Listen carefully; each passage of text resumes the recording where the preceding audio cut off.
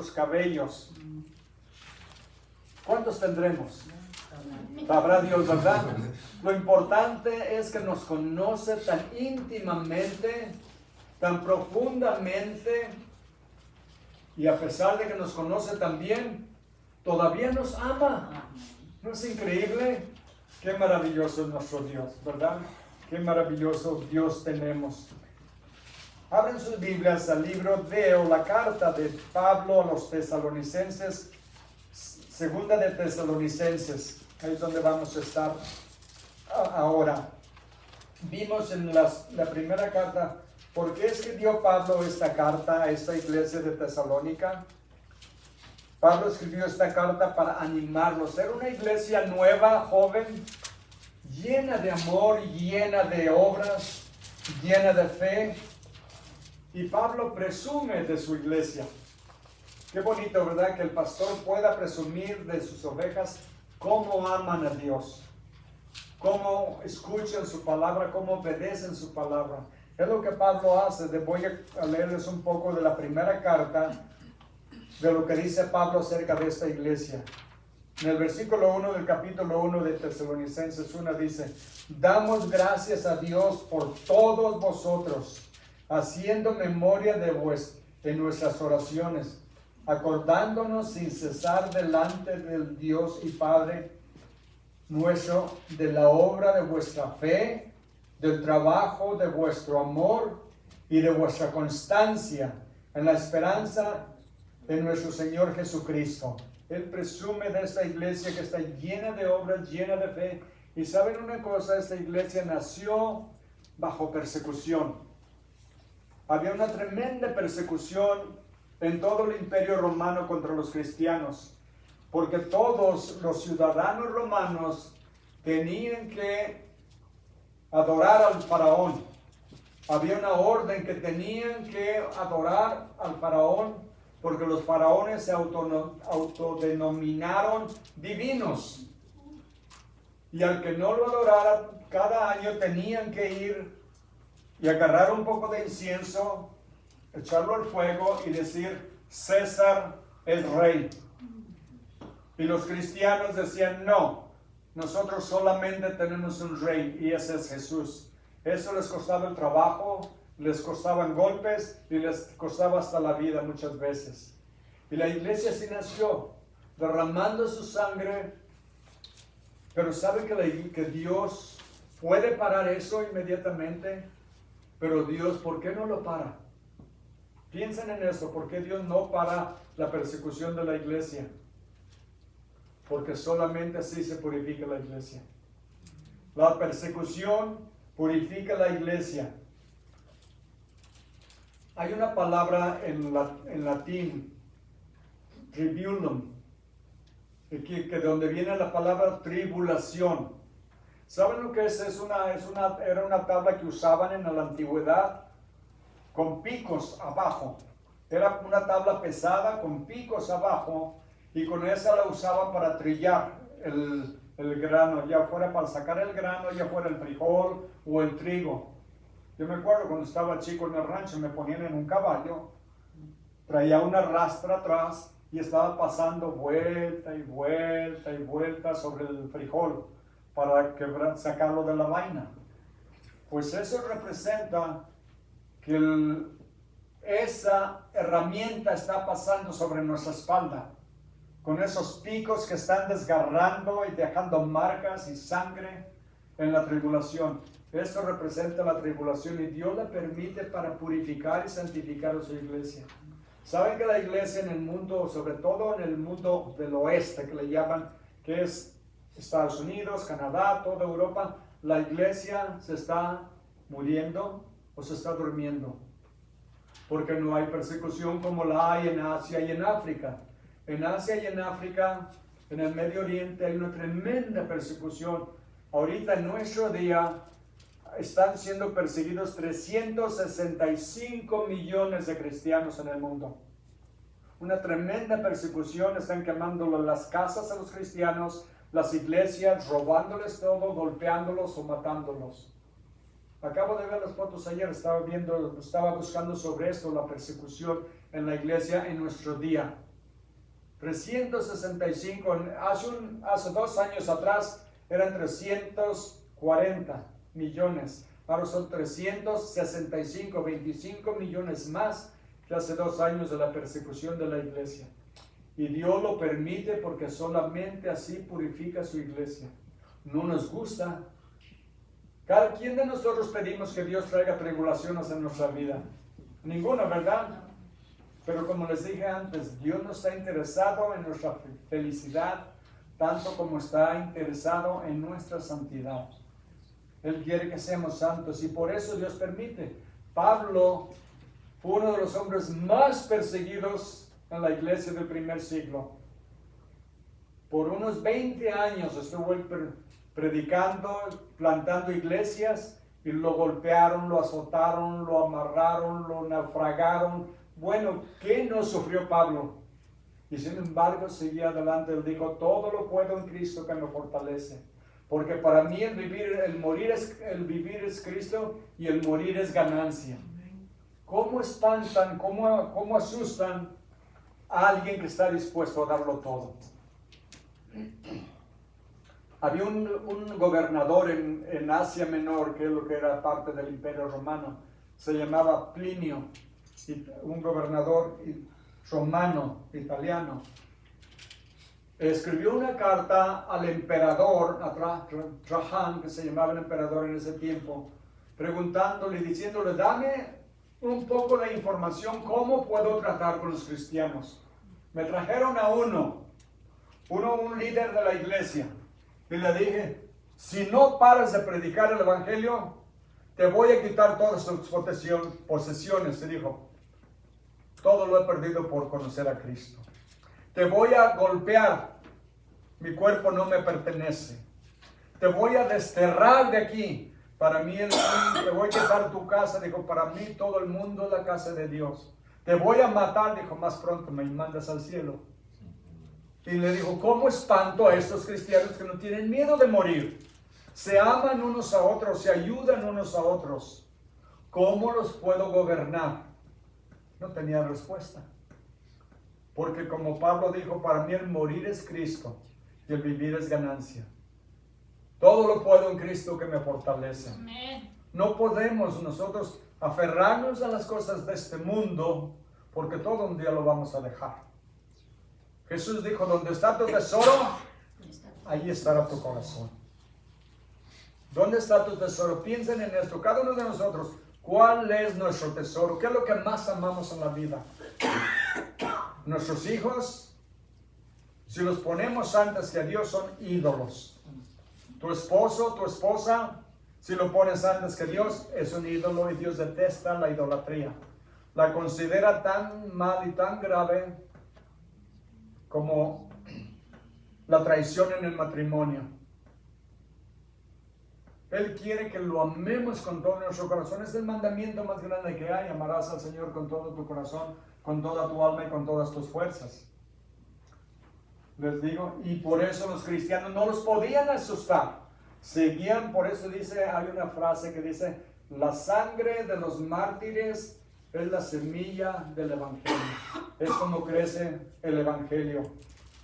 Y Pablo escribe a esta iglesia que está siendo perseguida y los felicita por lo bien que están viviendo, por el ejemplo que dan a todas las otras iglesias. Y estaba pensando yo en esto, ¿podría yo presumir de nuestra iglesia a otras iglesias? ¿De cuánto amamos al Señor? ¿De cuánto lo servimos? ¿Que estamos dispuestos a darlo todo? Hace años en la Unión Soviética estaban en un servicio en la iglesia y de pronto irrumpieron los soldados con rifles en las manos y dijeron, vamos a matar a todos los cristianos. El que no sea cristiano tiene 1 minuto para salir si quieren salvar su vida. Se atropellaron, casi la mayoría de la gente salió atropellándose unos a otros. Cerraron la puerta, pusieron sus rifles a un lado y dijeron, queríamos convivir con los cristianos solamente. Por eso dejamos a los otros que se fueran. Nosotros también somos cristianos. Queremos alabar al Señor entre cristianos. El 90% salieron corriendo. Y pienso de lo mismo, ¿qué haríamos nosotros si llegaran y nos dijeran eso? ¿Estaríamos dispuestos a dar nuestra vida? ¿A dónde vamos si morimos? Si estamos en Cristo, si somos de Cristo, vamos al cielo. ¿Qué tan mal nos pueda ir? ¿Verdad? Debemos estar dispuestos a darlo todo. ¿Saben por qué? Porque Él lo dio todo. Él dio su vida. El que creó los cielos y la tierra, toda la creación. De nuevo, todas las estrellas que existen, Él las conoce hasta por nombre. Conoce a todos los seres vivientes en el mundo. Además, conoce hasta los pájaros. No cae uno de un árbol sin que Él sepa. Y dijo él, si Dios que se interesa por los pájaros, ¿cuánto más por nosotros? Pongámoslo en el centro de nuestra vida, porque Dios debe de estar en el centro, en el trono de nuestro corazón. Si lo ponemos a un lado, ya no está donde debe de estar. Ya estamos poniendo a alguien más en su lugar. Y ese puede ser yo. Yo puedo ser el que estoy en el trono de mi propio corazón.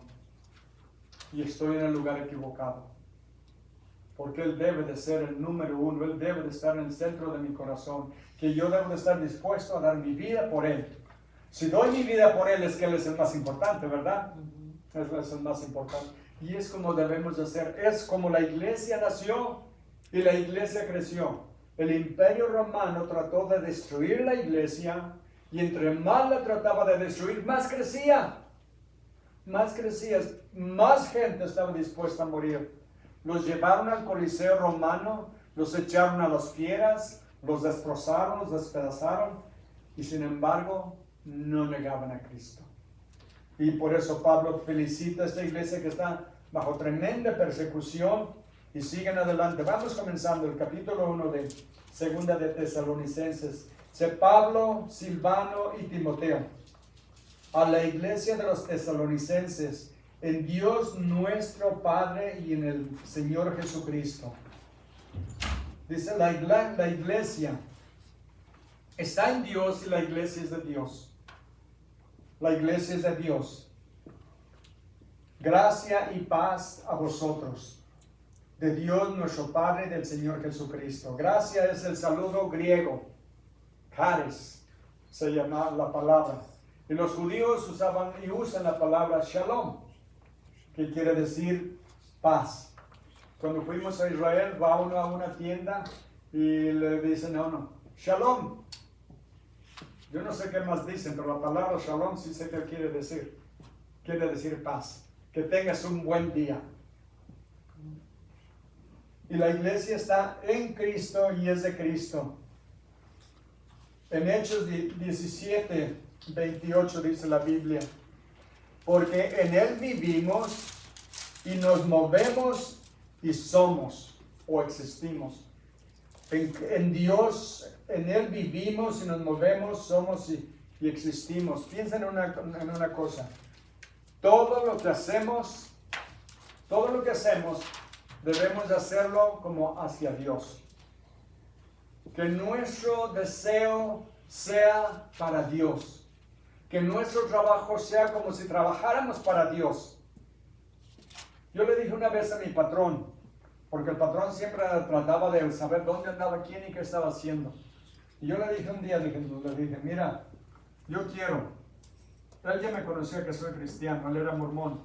Y yo le dije, yo quiero que cuando pienses en mí, puedas decir, no sé dónde está, pero sé que está trabajando. Porque yo trataba siempre de dar un buen ejemplo, de dar un buen testimonio entre los trabajadores y con mi patrón. Porque yo represento a Cristo. No creen que lo digo por presumir o porque soy un buen trabajador. Pero es que yo quería que mi testimonio fuera real. No decir una cosa y hacer otra. Porque Dios me está viendo. Yo le dije, tú me puedes espiar. Yo me puedo esconder de ti. Dije, pero ¿saben quién es mi verdadero patrón? Le dije, tú eres mi patrón aquí. Pero mi verdadero patrón es Dios. Y de Él no me puedo esconder. Y yo trato de darte 8 horas al día.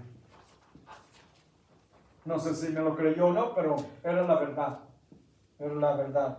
De que yo quería dar un buen testimonio por eso. Y miren el versículo 3, regresamos, dice, debemos siempre dar gracias a Dios por vosotros, hermanos, como es digno, por cuanto vuestra fe va creciendo y el amor de todos y cada uno de vosotros abunda para con los demás.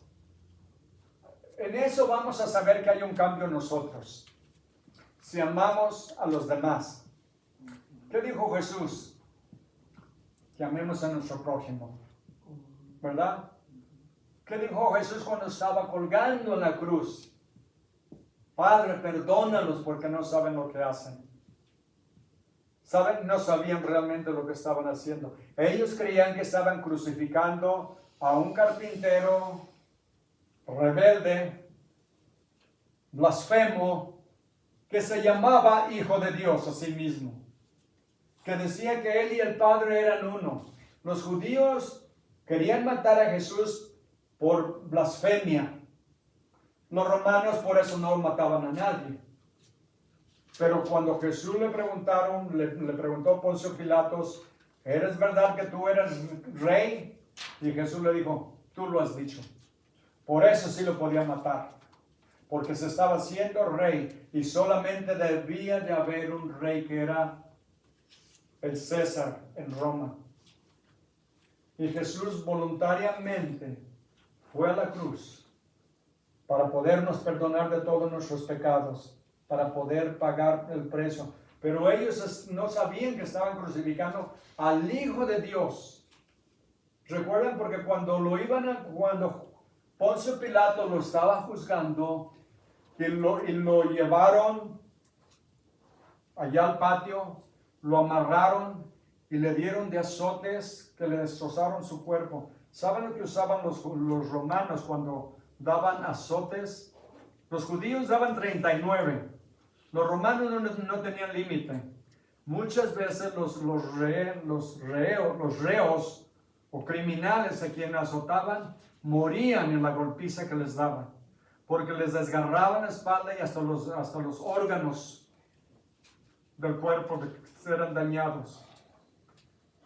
Le ponen lo azotan inmisericordiamente a Jesús y luego lo traen y les dicen, ¿qué quieren que haga con su rey? ¿Y qué dijo el pueblo? ¿Qué dijeron los judíos? No tenemos más rey que a César. Su sangre sea sobre nuestras cabezas y las cabezas de nuestros hijos. Y por esa frase han muerto millones de judíos a través de la historia.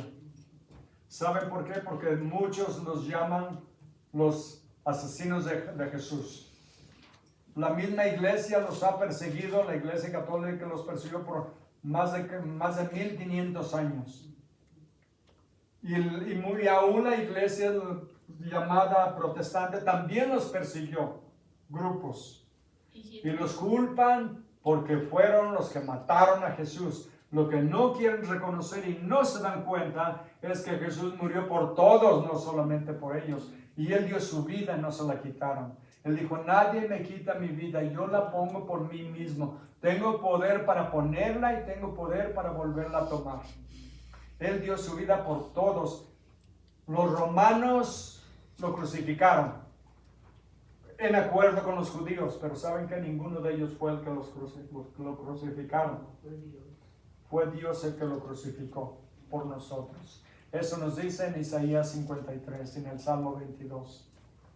Dios dio a su Hijo, lo quebrantó, lo entregó para que muriera en la cruz para podernos perdonar.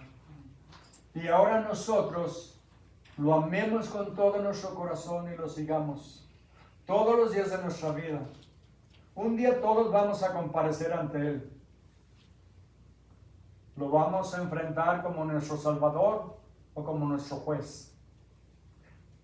Claro, si hemos entregado nuestro corazón a Cristo, lo hemos confesado como nuestro Señor y Salvador, lo enfrentaremos como nuestro Salvador. Pero también vamos a ser juzgadas todas nuestras obras, porque Él va a juzgar nuestras obras y nos va a recompensar de acuerdo a nuestras obras. Los pecadores ya están eliminados, perdidos para siempre, porque no hay religión que salve a nadie. Ninguna religión salva, porque si la religión salvara, Cristo no tuviera que haber muerto en la cruz. Los judíos ya tenían la mejor religión del mundo. Sin embargo, la religión no salva a nadie, por eso Él tenía que dar su vida. Porque un hombre nos vendió, Adán, y un hombre nos rescató, Jesús. Al que no dice la Biblia, al que no conoció pecado, lo hizo pecado por nosotros, para que nosotros viniéramos a hacer la justicia de Dios. Ese era el plan de Dios.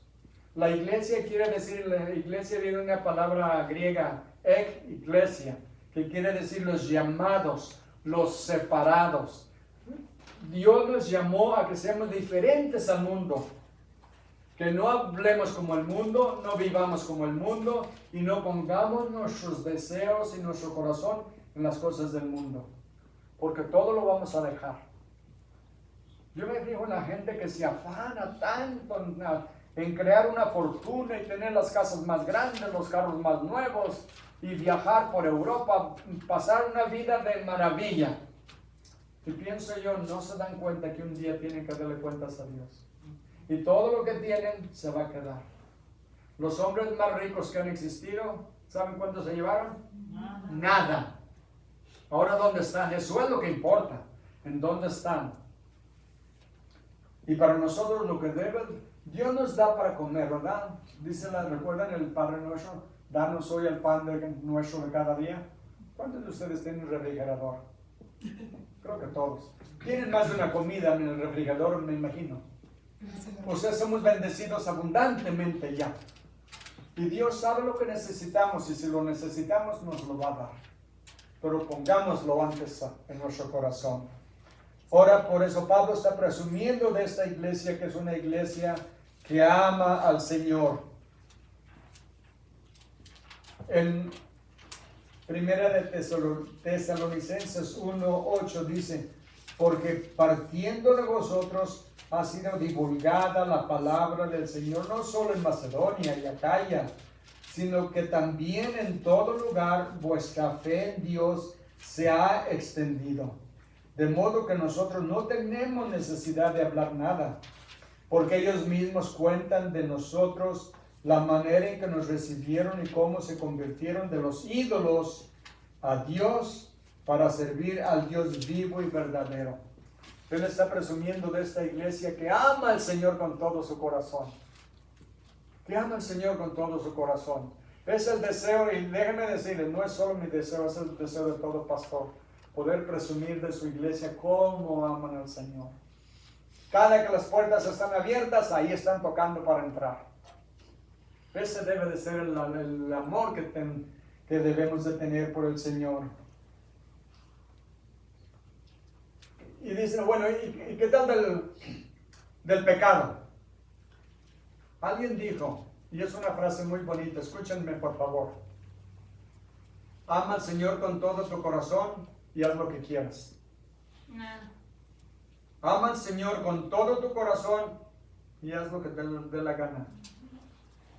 ¿Saben que tiene mucho sentido? Porque si amamos al Señor con todo nuestro corazón, hay muchas cosas que no vamos a querer y hacer. ¿Verdad? Eso es lo que debemos de tener, un amor desmedido por nuestro Señor.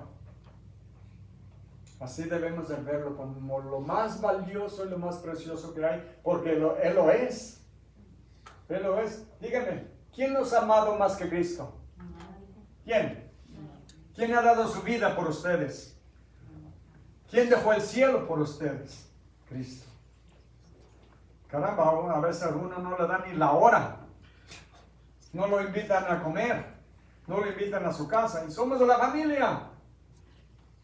Él lo dejó todo y lo dio todo por nosotros.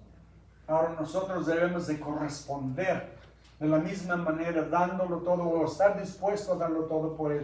Continuemos en el versículo 4, dice, tanto que nosotros mismos nos gloriamos de vosotros en las iglesias de Dios por vuestra paciencia y fe en todas vuestras persecuciones y tribulaciones que soportáis. ¿Se dan cuenta que no están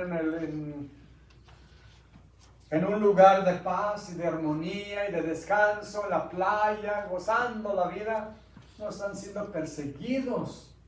Y sin embargo, presume Pablo de cómo aman al Señor.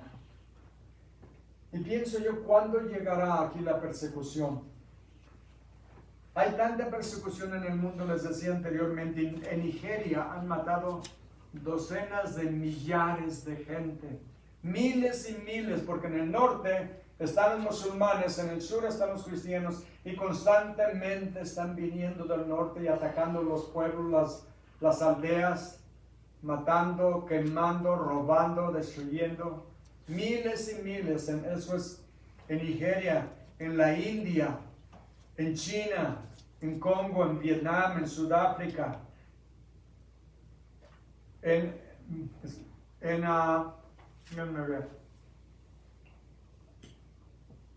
prácticamente en Asia, 1 de 7 cristianos está siendo perseguido.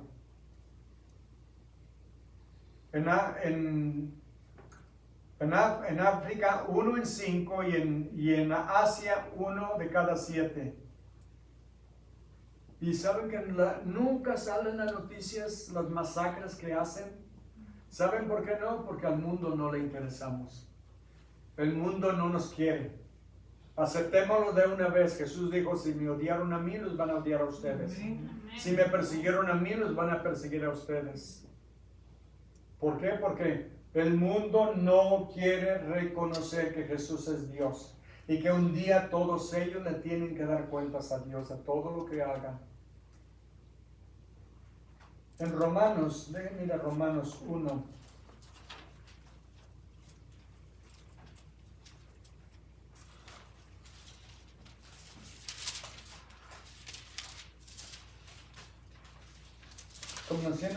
Comenzando en el versículo 21, Romanos 1, 21, dice la Biblia.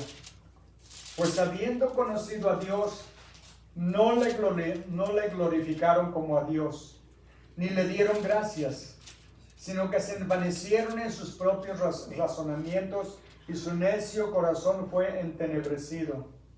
Profesando ser sabios, se hicieron necios y cambiaron la gloria del Dios incorruptible en semejanza de imágenes de hombre corruptible, de aves, de cuadrúpedos y de reptiles. Y mírenlo, escuchen por favor estos versículos, el 24, el 26 y el 28. Bien, pongan atención, por lo cual Dios los entregó. Dios los entregó a la inmundicia, a la concupiscencia de sus corazones, de modo que deshonraron entre sí sus propios cuerpos, ya que cambiaron la verdad de Dios por la mentira, honrando y dando culto a las criaturas antes que al Creador, el cual es bendito por los siglos. Cayeron en la idolatría, adorando imágenes, hasta animales, cuadrúpedos. Versículo 26. Por eso Dios los entregó a pasiones vergonzosas, pues aún sus mujeres cambiaron el uso natural por lo que es contra naturaleza. Y de igual modo también los hombres, dejando el uso natural de la mujer, se encendieron en su lascivia, unos con otros cometiendo hechos vergonzosos, hombres con hombres recibiendo en sí mismo la retribución debida a su extravío. La homosexualidad, el lesbianismo, todo esto es una perversión, es un pecado. Por eso Dios destruyó Sodoma y Gomorra. Ahora se celebra. Antes había un desfile el Día del Orgullo. Ahora lo hacen por un mes. Y cosas vergonzosas que no puedo ni mencionar de aquí del púlpito. Horribles, verdaderamente horribles, vergonzosas, descaradas. Y por eso Dios nos entregó a esas pasiones. Versículo 28. Y como ellos no aprobaron tener en cuenta a Dios, Dios los entregó a una mente reprobada para hacer cosas que no convienen, estando testados de toda injusticia, fornicación, perversidad, avaricia, maldad llenos de envidia, homicidios, contiendas, engaños y malignidades, murmuradores, detractores, aborrecedores de Dios, injuriosos, soberbios, altivos, inventores de males, desobedientes a los padres, necios, desleales, sin afecto natural, implacables, sin misericordia, quienes habiendo entendido el juicio de Dios, que miren, que los que practican tales cosas son dignos de muerte, y no muerte física, muerte eterna, destinados al infierno. Solo, dice, no solo las hacen, sino que también se complacen en los que las practican. Y esto también incluye a políticos que hacen leyes para proteger todo ese estilo de vida vergonzoso.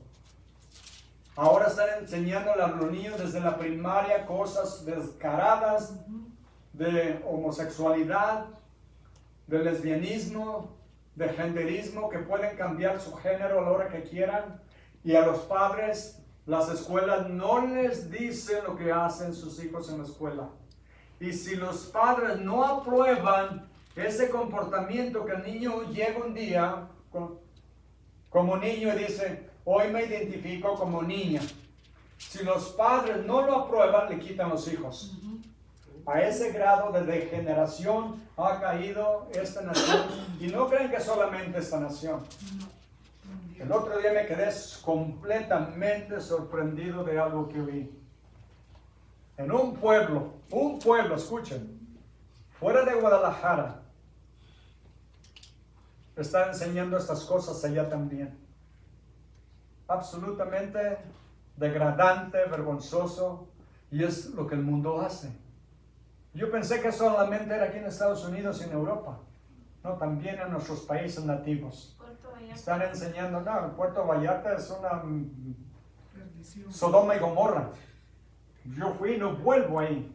Fuimos hace meses, vergonzoso, descarado, horrible, horrible. No vuelvo jamás en mi vida ahí. Guadalajara también está igual ya. Por donde quiera se está extendiendo por todo el mundo. El único lugar donde no vi eso yo fue en mi pueblito. En un pueblito de Jalisco. Ahí sí vi todo normal. Los niños actúan y parecen niños y las niñas. Pero en las ciudades hay una degeneración incontrolable. Y por eso la iglesia que no aprueba, aquí nos pueden cerrar la iglesia, a mí me pueden llevar a la cárcel por lo que digo, porque eso ahora es considerado lenguaje odioso. Decir la verdad ahora es un crimen. A lo malo le llaman bueno y a lo bueno le llaman malo. Pero yo tengo que decir la verdad, porque está en la Biblia. Estoy leyendo lo de la Biblia, yo no lo escribí. Lo escribió Pablo por inspiración del Espíritu Santo. Y esto es lo que la Biblia dice. Por eso los tesalonicenses estaban siendo perseguidos, porque no se adaptaban también a las costumbres del mundo. Continuemos. Versículo 5. Dice, esto es demostración del justo juicio de Dios, para que seáis tenidos por dignos del reino de Dios, por lo cual asimismo padecéis. Dice, todo esto que les está pasando, ustedes están siendo perseguidos, es para que sean dignos del reino de Dios. Dignos del reino de Dios. ¿Se dan cuenta? Dios puede parar la persecución en un instante. Pero ¿saben qué? Déjenme decirles. Las persecuciones son como el ejercicio físico. ¿Cuánta gente se pone bien musculada, como le llaman aquí, unos abdominales admirables, estando sentados en el sillón comiendo donas y viendo televisión? Si saben de alguna pastilla de esas, díganme, porque yo también lo quiero. No, el cuerpo entre más bien lo trata uno, peor se pone. ¿No es verdad? Y entre más mal lo trata uno, mejor se pone. Espiritualmente, Dios permite estas cosas para que nuestro cuerpo espiritual esté como el de un atleta. Fuerte, firme, ágil. Por eso Dios permite estas cosas. Dios sabe que puede pararlo, pero nos haría un daño. ¿Saben cómo puede uno arruinar una mariposa y prácticamente matarla? Cuando está en el capullo, el gusano, que va a ser mariposa un día, alguien lo hizo y escribió sobre esto. Dijo, estaba la mariposa tratando de salir del capullo, estirándose, acaba un pedacito de la ala, y él tuvo misericordia de ella y agarró una navaja y cortó el capullo para que saliera. ¿Saben qué? No se desarrollaron sus alas y se arrastró por un poco de tiempo y se murió. Porque es el esfuerzo de estar luchando, queriendo romper el capullo, le está dando fuerzas y está desarrollando las alas, y cuando salga va a poder volar. Y a veces uno quiere que los hijos no sufran. ¿Quién de nosotros queremos que nuestros hijos sufran? ¿Queremos que sufran? Aquí parece que no hay un acuerdo. Es necesario que sufran. Es necesario que sufran. Yo le pido a Dios que a mis hijas les dé pruebas, luchas, problemas, para que aprendan. Amén. Y se maduren. Amén. Y crezcan en las cosas del Señor. Porque si queremos todo fácil para ellos. Yo leí un libro cuando estaba joven, hace como 500 años. Leí un libro donde me gustó mucho de MacArthur, el general MacArthur de Estados Unidos, uno de los generales más famosos aquí en Estados Unidos en la Segunda Guerra Mundial. Dijo, si yo tuviera un hijo, y lo tuvo, yo quisiera que se raspe las rodillas, que se pelee y le quiebren la nariz, que tenga problemas, y todos estos problemas, dijo, para que se haga hombre. Amén. Para que se haga hombre, porque si no, no va a ser. No va a ser. Los problemas causan que uno crezca. Los problemas que Dios permite en nuestra vida es para que crezcamos espiritualmente. Dios no es un padre severo, malvado, egoísta. Es un padre que ama a sus hijos infinitamente y los deja sufrir. Exacto. Los deja sufrir para que aprendan. Para que aprendan. Y eso es lo que necesitamos todos. Déjenme leerles varias referencias que tengo aquí. En Santiago 1, 2 al 4 dice la Biblia. Hermanos míos, escuchen esto por favor. Tened por sumo gozo cuando os halléis en diversas pruebas, sabiendo que la prueba de vuestra fe produce paciencia, mas tenga la paciencia su obra completa, para que sean, miren, perfectos y cabales sin que les falte cosa alguna. ¿Se fijaron lo que dijo al principio? Ténganlo por sumo gozo cuando se hallen en pruebas. Momento. Yo pensé que salir de la prueba era mejor, no estar en la prueba. Romanos 8, 18. Romanos 8, 18, por ahí anda. Dice Pablo, pues tengo por cierto que las aflicciones del tiempo presente no son comparables con la gloria venidera que en nosotros ha de manifestarse. Lo tengo por cierto que las aflicciones presentes de este tiempo no son comparables con la gloria venidera que en vosotros ha de manifestarse. Segunda de Corintios 1, 3 al 4. Segunda de Corintios 1, 3 al 4. Bendito sea el Dios y Padre de nuestro Señor Jesucristo. Padre de misericordias y Dios de toda consolación, el cual nos consuela en todas nuestras tribulaciones, para que podamos también nosotros consolar a los que están en cualquier tribulación, por medio de la consolación con que nosotros somos consolados por Dios. ¿Entienden lo que quiere decir? Dios permite que pasemos por pruebas para consolar a los que están en problemas que nosotros ya experimentamos.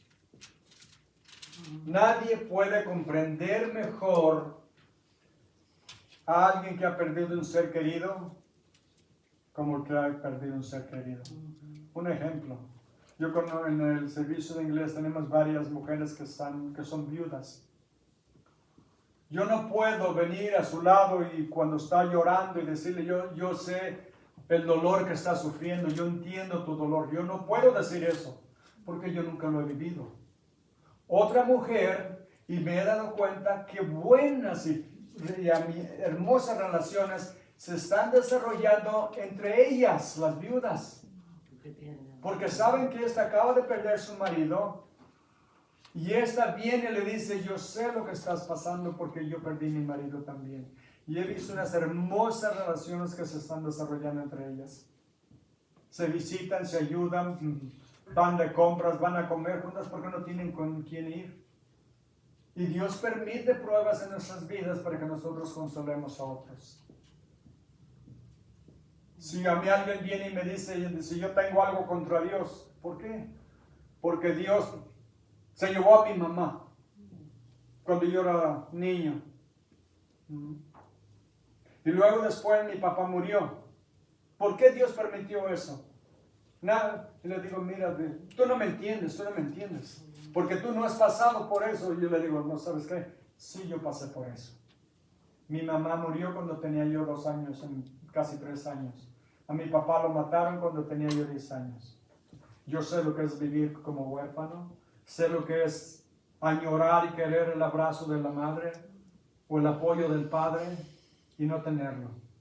Yo sé lo que estás sintiendo, yo sé por lo que has pasado. Entonces sí me va a escuchar porque sabe, ok, tú sí entiendes, porque tú ya lo viviste. Y Dios permite aún estas pruebas tan difíciles en nuestra vida para que podamos consolar a otros que están pasando por eso.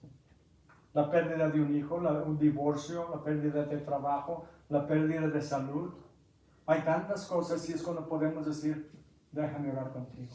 Yo entiendo por lo que estás pasando. Dios, ¿saben, hermanos? Dios no comete errores. Todo lo que hace y permite en nuestras vidas tiene un propósito. No lo comprenderemos en el momento porque estamos sufriendo, estamos pasando por el problema, pero Dios tiene control de todo. Dios todo lo sabe y Dios va a sacarnos adelante. Filipenses 4, 6 al 7. Dice la palabra de Dios, por nada estéis afanosos, sino sean conocidas vuestras peticiones delante de Dios en toda oración y ruego, con acción de gracias, y la paz de Dios que sobrepasa todo entendimiento, miren, guardará vuestros corazones y vuestros pensamientos en Cristo Jesús. Por nada estén afanosos, quiere decir, no se preocupen por las cosas del mundo. ¿Saben por qué? Porque Dios sabe lo que necesitamos. Y Dios nos va a dar lo que necesitamos. Pero a veces, miren, la preocupación y el afanarse por esas cosas, hagan de cuenta que estamos pagando intereses en una cuenta, en una deuda que no debemos. ¿Cuántas veces se han preocupado por algo y no sucedió? ¿Alguno de ustedes? Se preocupa uno por lo que va a pasar, y a fin de cuentas ni pasa. Y todo lo que se preocupó uno por nada. Miren, ayer ya murió. Mañana todavía no nace. Solo tenemos este día. Hagamos lo mejor que podamos en este día y dejémoslo el mañana para Dios. Él es el que nos da la vida. Él es el que nos da la habilidad para todo. Entonces lo importante es vivir este día para la honra y la gloria de Dios. Segunda de Timoteo 3:12 dice la Biblia, también todos los que quieren vivir piadosamente en Cristo Jesús padecerán persecución. Ok, voy a poner un ejemplo. ¿Qué tal? Vas a trabajar y tu patrón te dice, bueno, vamos a comer el lonche juntos. Abre su hielera, su refrigeradorcito o lo que traiga y saca una cerveza para él y saca otra para ti y dice, tómate una cerveza conmigo. Y tú le dices, no, yo no tomo. No, tienes que tomar conmigo. Aquí el que anda conmigo tiene que tomar. Y le dices, no, yo no tomo. ¿Por qué? Porque yo no tomo. Yo soy cristiano y no hago eso. O te ofrece un cigarro de marihuana o algo. Y uno dice, no, yo no hago esas cosas. ¿Por qué? Porque soy cristiano. Yo quiero mantener mi cuerpo limpio para Él. Te puede meter en problemas, como dice aquí. ¿Qué dice? Sufrirá, padecerá persecución. ¿Por qué? Porque el mundo quiere que uno haga lo que el mundo quiere, lo que ellos quieren. Y nosotros debemos de mantenernos firmes, no yo. Yo vengo a trabajar, pero yo no participo en eso. O te dice el patrón, mira, ve a la tienda o hago esto y te dice que mientas. Te dice que mientas. ¿Qué vas a hacer? ¿Qué va a hacer usted? ¿Va a mentir? Porque le dicen. Recuerdo una vez yo trabajaba en las escuelas y me mandaron a traer una carga muy pesada de indio de una escuela para traer allá a Cavalli. Y le dije a mi patrón, dije, es mucho el peso, la troca se va a fregar la transmisión. Por la subida de Morongo y la de Yácale que se va a fregar la troca. Y me dijo, no, dijo, cárgala, nomás te vienes despacio. Pues lo hice, ¿y saben qué? Se fregó la transmisión. Y el patrón me dice, bueno, llévala, pero no les digas lo que hiciste, dile que nomás se fregó. Y yo dije, no, yo no voy a mentir. No, nomás le dices, dije, no, si quieres mentir, tú ve y miente, pero yo no voy a mentir. Se enojó conmigo, fue y hizo eso, y le pusieron una nueva transmisión. Pero yo no lo hice. Dije, no, porque estaba tratando de dar un buen testimonio, ante mis compañeros, y si me voy a prestar a esas cosas, entonces, ¿dónde está mi testimonio? Uno tiene que mantenerse firme en esas cosas, porque, recordemos, alguien nos está viendo. Alguien nos está viendo. Bueno, continuemos, regresemos a, la última en Mateo 5:10 que dice el Señor Jesús. 5:10, que dice la palabra de Dios. Aquí. Bienaventurados los que padecen persecución por causa de la justicia, porque de ellos es el reino de los cielos. No dice, si es que van a padecer persecución. No, van a padecer persecución. Pero ¿qué dice? Bienaventurados, bendecidos por Dios. Bendecidos por Dios, bienaventurados. Continuemos en el versículo 6 de Tesalonicenses.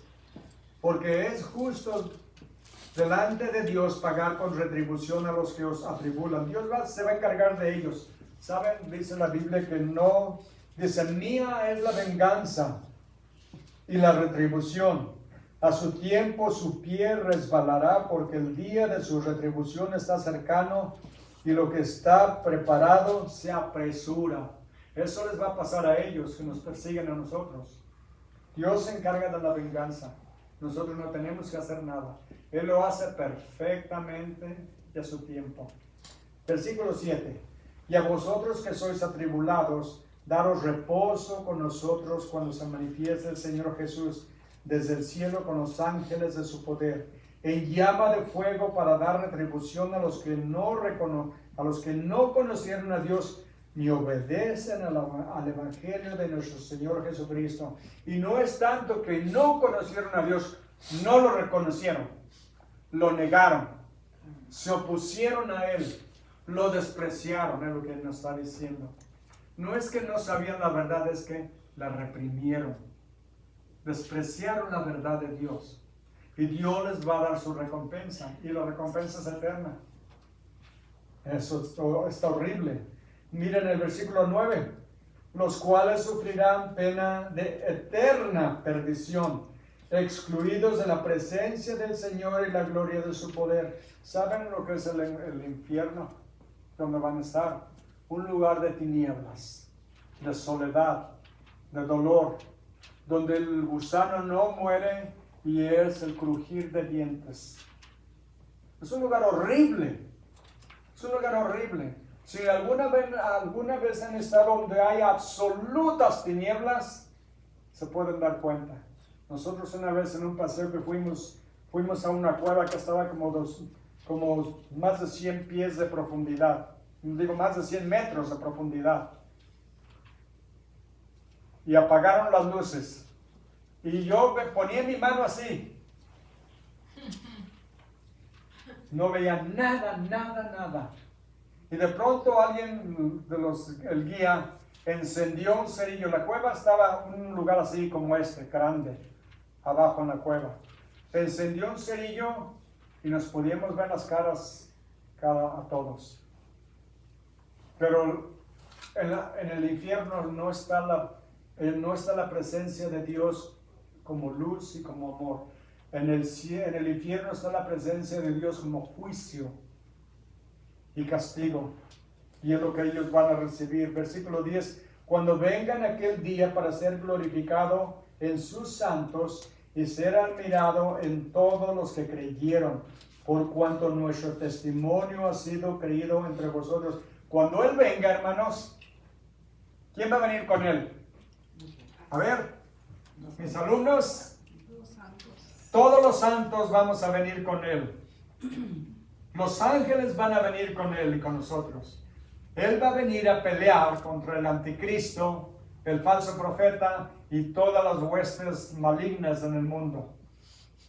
Ni los ángeles tienen que pelear. Nosotros menos.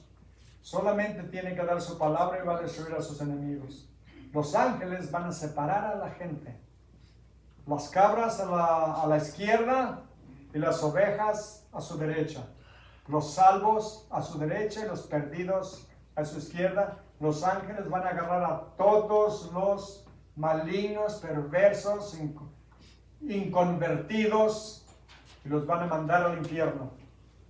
Todos los demás, los cristianos que sobrevivan la tribulación, van a entrar al reino milenario. Ahora, van a seguir viviendo una vida normal, natural, van a procrear, van a tener hijos, porque es lo normal. Nosotros ya no tendremos nada que ver con eso. O sea, los que hayamos muerto, bueno, puedes ayudarles, pero no vamos a tener la necesidad. Porque vamos a convivir unos con otros.